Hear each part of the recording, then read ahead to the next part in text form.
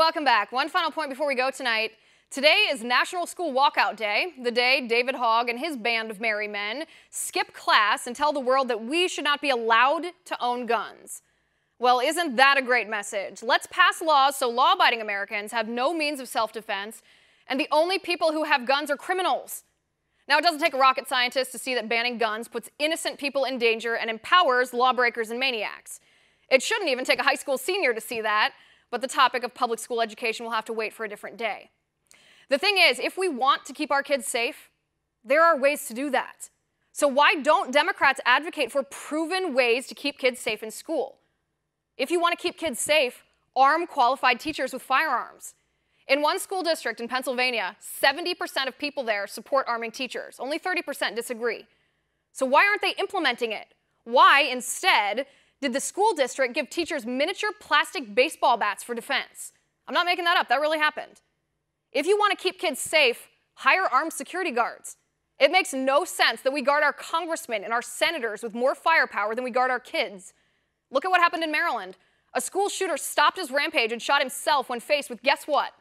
A school security guard with a gun. If you want to keep kids safe, protest the diversionary policies that allowed Nikolas Cruz to slip through the cracks when he should have had a criminal record that prevented him from getting a gun.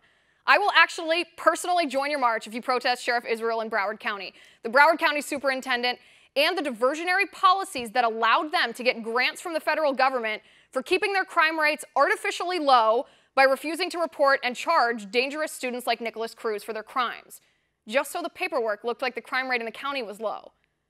If you want to keep kids safe, pass gun violence restraining orders. It just worked in Vermont. A kid kept a journal called Diary of a School Shooter. His family found it. They went to the police.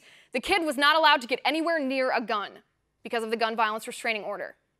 If you want to keep kids safe, get rid of gun-free zones. Would you smoke a joint under bleachers if there was a sign there saying, no video surveillance? Well, you might. But I bet you wouldn't smoke where signs announced video cameras were rolling and police were monitoring what they say. That's how gun-free zones work. What won't work to keep kids safe is demonizing guns. What won't work is trying to take away our right to keep and bear arms. What won't work to keep kids safe is cheering when Dick's Sporting Goods destroys their AR-15s, or trying to boycott investment firms who hold stock in gun manufacturers, or targeting conservative talk show hosts like Laura Ingraham for tweeting about David Hogg.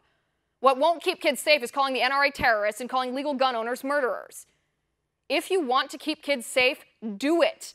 There are plenty of ways, and you can do it right now. But don't pretend like your march.